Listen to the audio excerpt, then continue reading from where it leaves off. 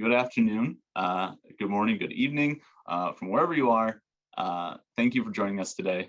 My name is Matt Plodson. I'm the Associate Director of Marketing Partnerships here at Beta Gamma Sigma. And welcome to Making Sustainability Relevant Through Tangible Data, a BGS Advantage webinar in partnership with IE University. I wanted to take a second to highlight BGS's relationship with IE and the scholarship they offer exclusively to members. IE has been associated with BGS since 2015 and welcome all BGS members into their master's degree programs with a scholarship that covers up to 25% of the tuition fee. Find out more by visiting the IE University page on our website. Now it's my privilege to introduce today's speaker, Antonio Maneo.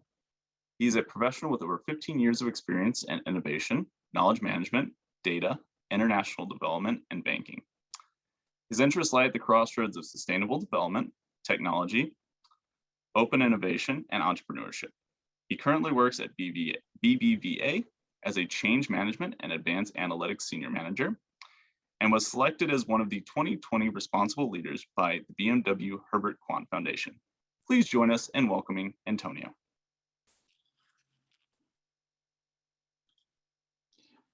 Well, thank you, Matt. I'm going to share my screen, right? Great. Give me just a second here. No, I'm going to share it first. Sorry, my entire screen, because I will have to jump over to hide my panel. And here we are. So, hi, everybody. Thank you for being here, and thank you for your time. Today, I wanted to talk to you about a project that I'm currently developing and doing research on, and it's a good example of the type of teaching that we do at IE University. I teach the Masters of International Development, a course about big data and sustainable development, where I try to bring not only my experience from the professional background, but also my academic interests. And I try participants to learn how to start working with data so that they can really leverage the potential of big data in their job searches, for example. I'm really proud of this course. Last year, 10 out of 25 people reached out to me after the course to tell me that they had been able to find a job because of the skills that we had taught in the course, and probably like the way we have approached this issue. And so without further ado, I'm going to tell you more about this. So basically, I'm going to first talk about a bit the sources of inspiration for this project, which is basically about how to engage audiences with data. And specifically, we will look at how we will employ this project for sustainable development. What you see here on the right is an example of what I call tangible data. It's a data set turned into a 3D model that can be displayed in a public space. So first, I'm going to play a bit with you all, and because this is an entirely online presentation, the experience will be probably not as good as if we were in person, but I think it will work out. I'm going to play a short video. This one has no sound. This is a map of Rio de Janeiro in Brazil. And what we are going to see is how the Zika virus crisis spread in 2015 in the city of Rio. You will see a series of data points that appear in the map. First, some in red that are cases of dengue. Then you will see some dots in yellow that are cases of Zika. And then some cases at the very end of the video that are dots in green that are for another virus called chikungunya. What I will ask you, because it has no sound, is that for every time you see a yellow dot appearing on the screen, you tap on your desk, and so you can follow up a bit. Okay, it is not very long, and we will wrap up a little later after the video. So let's check it out. So this is something I did at IDB. We were trying to understand the Zika outbreak. And as I told you, we have coded in different colors the different cases of infections that happened during that year in the city. Now you can start seeing some red dots, and now be prepared to tap onto your desk. You can start seeing some yellow dots. And this is where the crisis emerges. This is the Zika virus in the highest peak. And as it goes, concentrates, you can see now that there are some green dots appearing on the screen. So, we could have done this in a better way, but there are many conclusions that we have, or we can take out of this video. The first one, it was the first time that the Ministry of Health in Rio de Janeiro could track the spread of a disease, of a virus, with big data, almost in real time, with geolocated data. So what we have seen is we have seen several things. The first thing is that there was a big wave of red dots in the beginning, meaning that the government was classifying the cases of Zika, or all the cases of infections, as dengue. But if you remember well from that case, they realized at some point that there was a new virus called Zika. So probably, they started tracking very late the cases of Zika. Only when they knew that they were Zika virus, they were coded in yellow. This means that in the beginning of the crisis, the government of Rio de Janeiro was trying to tackle the crisis of Zika with solutions for the dengue crisis. And basically, solutions were not working. The second conclusion was, if you remember well, there was a big concentration of yellow dots here when the Zika virus spread in the city. And they reached to one important conclusion, is that Zika virus was concentrating more on poorer areas of the city, and they realized that poorer areas were also worse managed than others. So basically, there were more stagnated waters, there was worse management of waste, for example, and that caused that the viruses, the mosquitoes, replicated more quickly in those areas. So basically, there was a direct link between the socioeconomic level of the city and the number of cases of Zika virus. And then the last conclusion is that there was kind of a sequence. So after the Zika, you could see the chikungunya.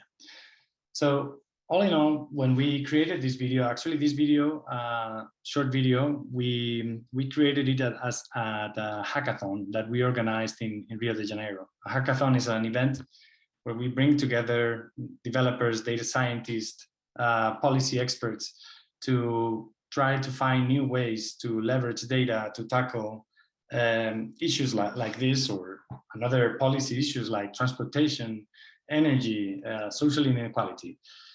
And basically we gathered for a weekend and we started making visualizations to analyze different problems. But what was more important for me is that when I start showing this video, I realized that, by making this small game that I did with you of making sounds when we see a sign, I can engage the audience. I can, bringing them into watching more closely the video and trying to understand what is happening. So basically, it is for me a great tool for communication. So I can engage my audiences with this data. This is something that I normally explain in my classes, and it usually works pretty well. So you will let me know at the end of the classes or the session if it worked for you. I started doing research on this type of new interactions around data and visualizations. And one of the persons I like the most, one of the projects I admire the most, is the one that I'm going to show to you, by Brian Fu. He's a normal guy working at a library in New York. And basically he spends his time doing also research on how can we translate data into different formats. And he was really an inspiration for me. I mean, he created this project that I'm going to play right now. So basically in this one, you don't have to do anything, but basically what we are going to see is something called a sonification. So this is basically turning the data into sounds with algorithms that can actually do that. And he used, for this example, a data set about income inequality in New York City. So I'm not going to play it all, maybe just half of it, so you can get a grasp of what the project is about. Turn up the volume, because there's in the beginning, there's like the sound is a little low, and gradually it will go up, and you will feel a bit what it means to make a sonification of data.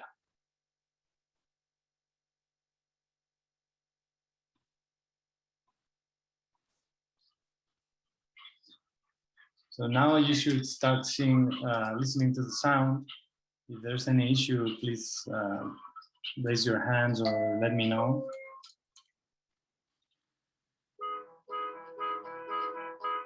Now there's the sound.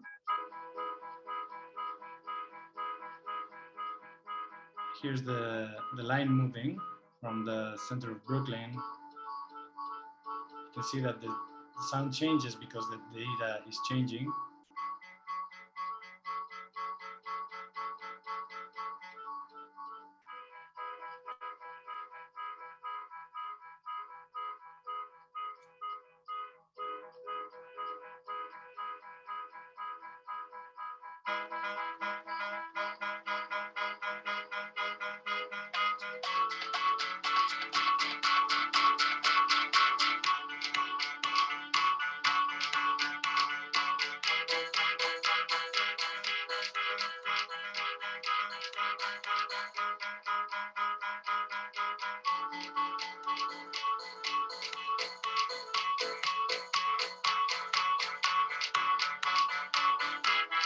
And now we cross to Manhattan.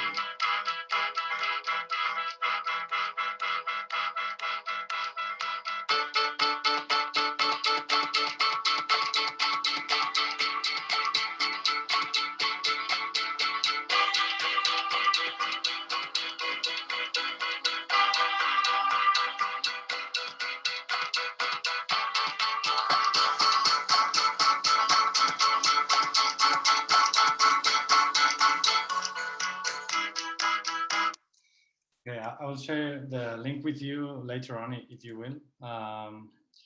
But what this project means for me is a way of making data, turn data into a tool of a different kind. And basically, what I find interesting is that we can use open data to translate social reality, which is income inequality, to something that we can listen to and we can actually appreciate. The sound and the music itself, at least for me, wasn't that bad, and it was all produced by an algorithm. So this was really, really impressive when I saw it. I don't know what you think about it. I'm curious to see. And then another project that brought my attention was when I was living in Washington, D.C., and I met the Fab Lab. I don't know if you know what a Fab Lab is, but basically it's a space where there are people, communities exploring how to leverage different types of technology and data to produce different types of things. And in this case, there was one person that did this project. This is the map of Washington, D.C., if you can recognize it. And as you can see, there are some elevations and some kind of valleys. So this looks like an orographic map. This in a natural or a normal project, this would be like mountains and valleys. But in this case, what is really amazing is that these mountains represent also inequalities. I mean, the income level of the different neighborhoods of Washington, D.C. And as you can see, there are several differences. There are areas that are more depressed. There are areas that are, with higher income levels. And in this case, what I thought it was impressive is that when I saw this project, it was displayed in horizontally in the center of a space. And I walked around this project, and I started realizing that I was observing the data with a different mindset. I was calm. I was, in a physical context. I was not looking at my mobile phone. I was not looking at a screen. In that case, I was with a friend. So it gave me a lot of things to think about. And ever since then, and it has been already almost like 10 years, I think about this project every day. And I think how important it is right now to start bringing things down from the digital world to our physical world. There is what I call a digital exhaustion. We are tired of seeing screens. Not everybody has screens. Now, there are a number of lessons learned from all the digital experiences that we have had. And these are a bit my conclusions after all this time. The thing is, when we talk about big data, at the end of the day, I have tried different ways of exploiting big data, and the thing is that it is costly. For a person like us, that we don't have always the necessary resources with us. Leveraging big data is costly. So, and it's also not easy to find or interpret or visualize. Even as promising as it is, the reality is that big data is not so easy to use. Also, good visualizations that actually tell a story are sometimes not easy to produce because they cost a lot of money. And when we include visualizations in online projects, etc., so the turnout is not obvious. And basically, when we ask our employers, our companies to produce visualizations, we always have to struggle a lot to convince them that we have to produce this visualization because it's actually costly. Then there is something about the internet and the state of internet that makes things more complicated, and because of fake news and all that is out there. Quality information often competes with low quality information. So basically, information providers that provide good and reliable information often have to invest more to differentiate themselves with portals of fake news, basically. Then there's another issue of access. Not everybody has access to internet. So when we use data to transmit messages on the internet, basically we are missing a lot of people, and we are missing opportunities to bring our message to wider audiences. And then finally, something called digital literacy, which is very important. When we use data to express something and we make complex visualizations, sometimes our audiences, they lack the capacity to play with it and really understand what we are trying to say. They may feel attracted by the visualization, but the truth is that it takes them too much to understand what is the real message that we are trying to convey. So this is why I bring the concept of tangible data. Now, I want to bring a new format that is new, that attracts attention that synthesizes well some messages that can be comparable to our own size and dimensions as a human. I would like to intervene more in non-digital context, and I want to create memorable experiences like the one I showed you that has been haunting me for 10 years already. I want to create something that sticks with you and makes the message stick with you for a long time. So these are the groundings for the project that I was going to talk about sustainability. The issue with sustainability came up with actually with the Instituto Empresa, because the Instituto Empresa launched a global division for sustainability. because they thought, as many corporations do right now, that sustainability is something that we have to, we have to confront and we have to leverage, and we have to basically spread in every field of our organization and culture. But the reality, these are some messages from the United Nations, is that there are many barriers to spreading the sustainability as a practice in our companies. The first one is because sustainability basically is very difficult to understand as of today.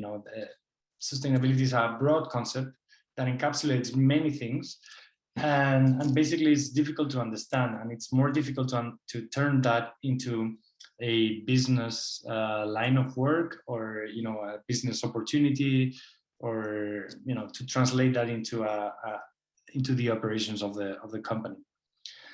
The thing is that sustainability has been with us for a long time, but it's quite an uncharted territory. So there are many issues that we could classify as sustainability. So then there are some technical and financial capacity to tackle sustainability.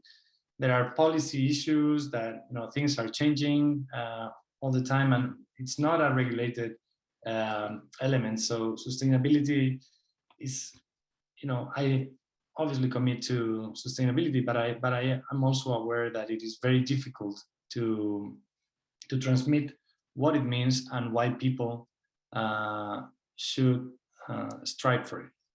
So I would like to highlight basically the last point that the UN talks about, and it's the social attitudes towards sustainability. And basically the UN says that this is a very relevant issue because many citizens still do not perceive sustainability as a priority. So basically they are not, for example, voting political parties that go to government because of their sustainability policies. And that's because we as citizens have not yet understood that this is our main and higher priority that we should be working on. And this is basically the framework why I think that the tangible data project could help sustainability in this case. So sustainability, what it is, in theory, it's a set of practices that do not result in irreversible damage or alteration of environment. And usually when you go out to the corporate world, you would see sustainability split in three, in an acronym of three, ESG, which stands for environment, social, and governance. The exercise I did in this case was to start going down and trying to understand what was in every element of these components of sustainability. Obviously, when we talk about environment, I think this is the most clear one. We can talk about things about energy, carbon emissions, water, climate change, biodiversity. The social component, it's kind of easy to understand, and we can see that it's associated, maybe with human rights or even consumer protection, animal welfare, local communities, but also like poverty, economic issues, etc. But then there is a third one, which is governance, that it is very misunderstood and difficult to define. And basically, I particularly don't like calling it governance. I would prefer to call it probably something like institutional sustainability, where we talk about issues that impact the functioning of our institutions. So for example, and then specifically, for example, anti-corruption policies that undermine the capacity of our democratic institutions. So basically, if we don't have good institutions, our systems will not work properly. So this is why they are an important component for sustainability. Okay, so I had this, this challenge of how can we explain this to a lot of people in a short time with just one single shot. And basically, this is tangible data. So what we did, we looked for this challenge, which was clear, but I'm going to go here to the examples that we placed. So the first example of tangible data was the one that you saw in the first screen. And basically, we looked for a time series of climate change. And basically, NASA provides a lot of data about issues related to climate. And they have a very nice time series about the changes in the average temperature in the world from 1880 till 2020. Basically, what we did, we got this data, we turn it into a chart. This is the regular thing you would see on a data set, or I mean on a website or on a paper. And here's where our project started. We turned this data set into a 3D model that we later on printed on a 3D printer with a material called PLA. Basically, we managed to scale this figure to 40 centimeters long, and it's today, exposed in at the Instituto Empresa. Another example, basically, well, to go back to this figure, what you can see is that in 1880, the average temperature was, it has radically changed, and in the last years, it has augmented significantly. The idea when we did this model was the original idea was to create a sculpture where I could have people walking through it. So basically, they could feel, what it is to be close to the average temperature, and when you go back to, or you go to the end of the tunnel, to see that the temperature has actually doubled, or it has increased dramatically, and basically you can get that feeling and remember it. One of the other examples that we worked on was extreme poverty, and in this case I used data from the World Bank, and I basically, if you know, the World Bank mission is to eradicate poverty from the world, and this is one of the main indicators that they track. The extreme poverty ratio is a very interesting indicator because it has been going down steadily for almost 25 years, and we had managed to get to very, acceptable levels of extreme poverty. The reality is, and this doesn't show in the statistics yet, that the number of, the ratio of extreme poverty is going to go up again as a consequence of the COVID crisis. So, I think this message, which is really, really important, has to come through, and people have to know more about it.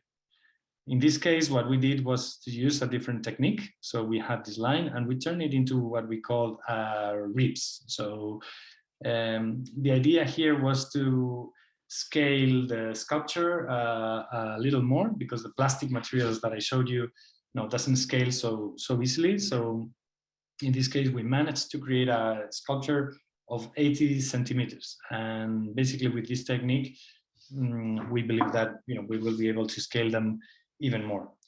Basically, what you can see here is a reproduction of this line, and we printed it. In this case, we used laser cutting machine to cut this cardboard, and basically we have 12 reproductions of these lines, and it's in vertical. And finally, for the governance piece, we used, this is a short time series, but basically we looked at trusting governments as one of the indicators for institutional sustainability. And in this case, we are using data from OECD, put together by Gallup. And basically what it shows is that from 2008 till 2014, there were big changes in the trust we have in governments. And I think this is an important message, in times like this, where populism is rising, where politics are changing fast in every country, it's important to know how much we trust governments. So the next step of this project is basically to locate these pieces at a higher or much larger scale into public spaces to provide users with access to the complete story about this data set, and basically allow users, visitors of these sculptures, to get acquainted with the message that is behind these data sculptures, with the idea that we are using almost unprocessed data. We process them to convert them into sculptures, but they can access directly to the raw data and the source of information, so they can judge by themselves how relevant this issue is for them. And one of the main lines of thought that we have in this project is what are the spaces that we need to use to display these sculptures. When we talk, for example, about climate change, we think about, hey, why don't we place this in a park? So people that are aware of the importance of nature can become more acquainted with the challenges that are associated with the environment. Or conversely, if we are talking about extreme poverty, why don't we place these sculptures in a commercial area so we can create that impact? Or when we talk about trusting governments, why don't we place them in front of a public institution, of a government? So when we go and visit these physical spaces, we can also learn something more and get a different picture of what is happening and what the data is telling us.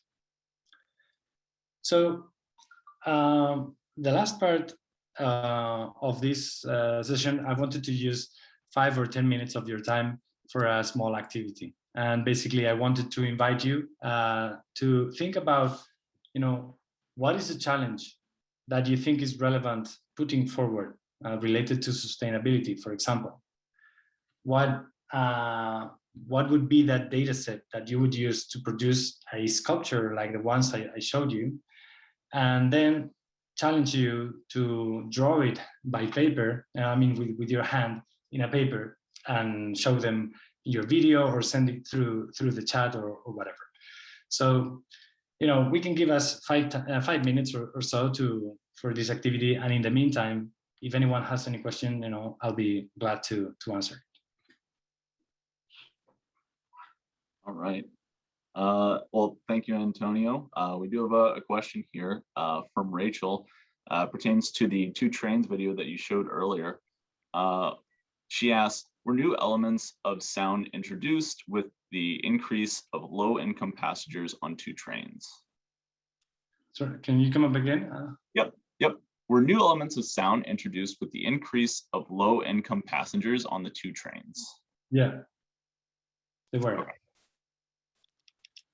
You can, so if you want, you can browse for Brian Fu. He explains everything on his website and how he produced all the sounds and how he mixed the data with the music.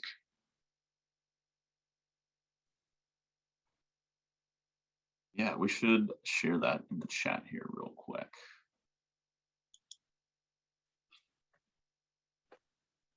Just dropped it in there for everyone.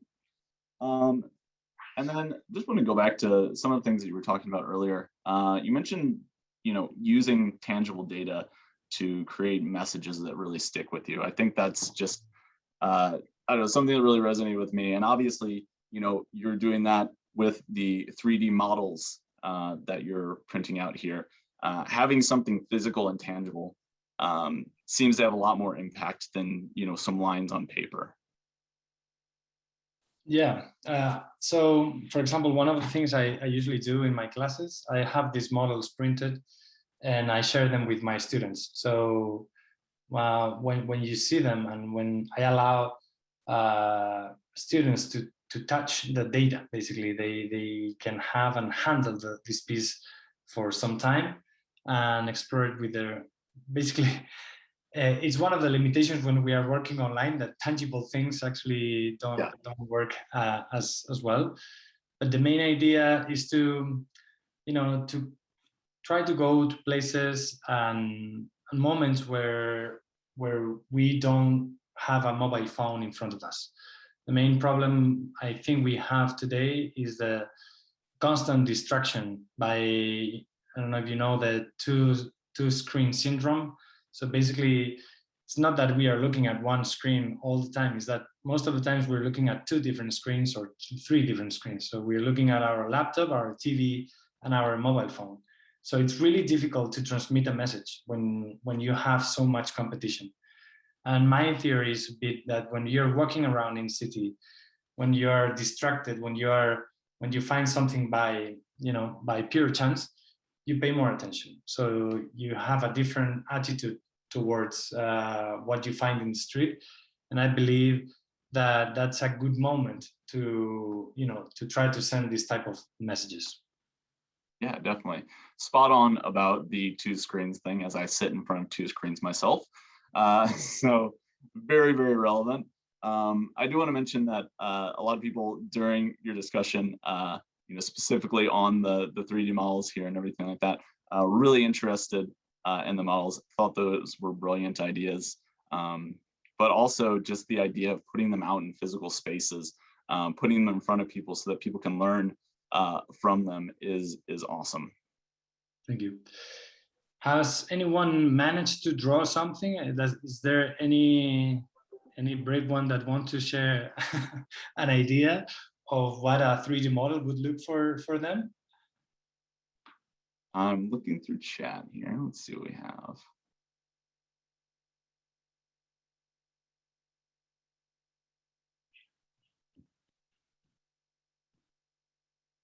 Oh, looks like we have something from Rachel here.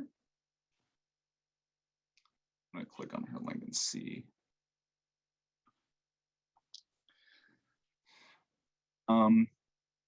Rachel mentioned about 3D printing a food desert map. Okay. And so food deserts commonly occur, in cityscapes where you don't have access to a local grocery store or other options to get, healthy foods and things like that. So mapping that out would actually be very beneficial. Yeah, that's a great idea. And this is something I forgot to mention, but one of the most inspiring thing about this project of the map of inequality is that they were using this map as the basis, and then with a light projector, they were projecting different types of data. So for example, they were projecting data about health or security. And what you could see is basically that there are certain indicators that actually correlate very well with the income of inequality. Basically, there's more insecurity in neighborhoods that have lower levels of income. There are less, public premises or public services in those areas. And basically this gentrification, it's caused by this type of effects that, low income households are pushed out of the cities of the areas of the city that are provided with more services. But explaining, and the theory again, to go back to this point, explaining this with the paper is very difficult. So this is why I think this has a lot of potential. Yeah, definitely. Rachel also agrees. She said she loves that a lot. So if there's anyone in Washington, D.C., they can always visit the Fab Lab. And it's in Massachusetts Avenue, and it's a great place to meet people, exploring how technology and data can be combined to do different things. Let's see. Oh, yeah, we have another person here. Regarding the activity, they're talking about portable water or food available per capita, how you would be able to represent that, including a forecast for upcoming years, giving an increasing population in coming decades. They ask, or they would do like some sort of pie chart kind of to represent this. There we go. Let's see. I do have a question. Yep. Are you familiar with temperature scarves? They're a very local and personal project. Each row of a scarf represents the temperature of the day using different colors of yarn. After 365 days, you have a scarf that shows the temperatures you personally experience throughout the year. Well, I was not aware of that, but it's very, very interesting. It reminded me of another project that Brian Fu put together about pollution, and he created another sonification with the pollution in cities. Basically, those levels of pollution change the pace and the volume of music. But yeah, it's very, very interesting. And you know, here we are in a very exploratory phase, so any ideas are just great.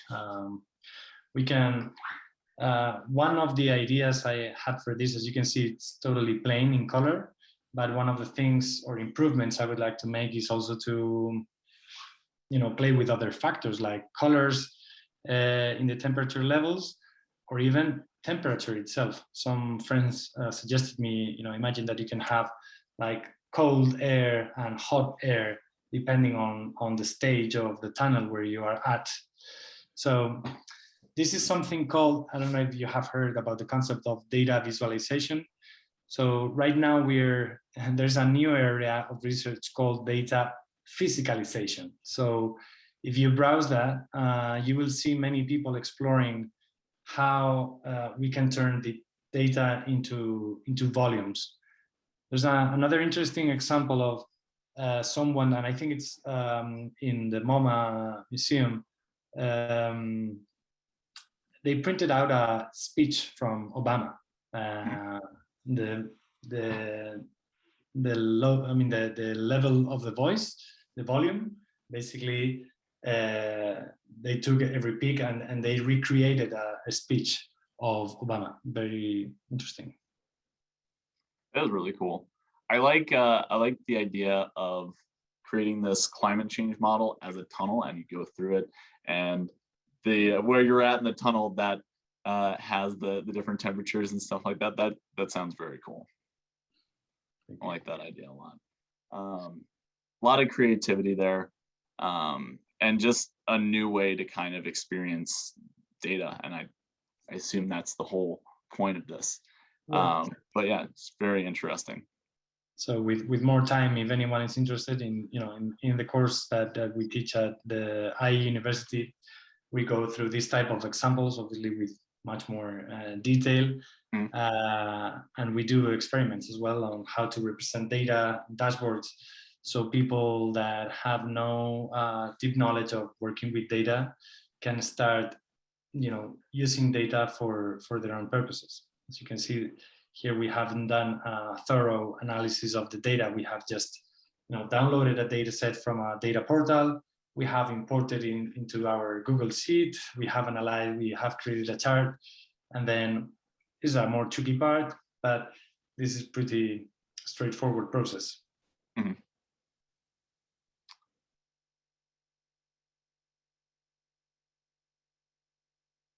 Just reading over the chat here real quick. A lot of love for your ideas and just love for the project in general. So people really appreciate that. And yeah, this is great. Oh, I have another question here. How can we increase the comparability of data surrounding sustainability that is released by companies, given that there is currently no globally accepted reporting standards? Yeah, so there is one company, I don't know if they released data sets, but Clarity AI. So there are some companies that are working on that, on the reporting generated by corporations. I don't have too much time to go through it, but if anyone wants to follow up or has some questions, I'll be happy to follow up by email. But this is certainly one company that is doing something similar.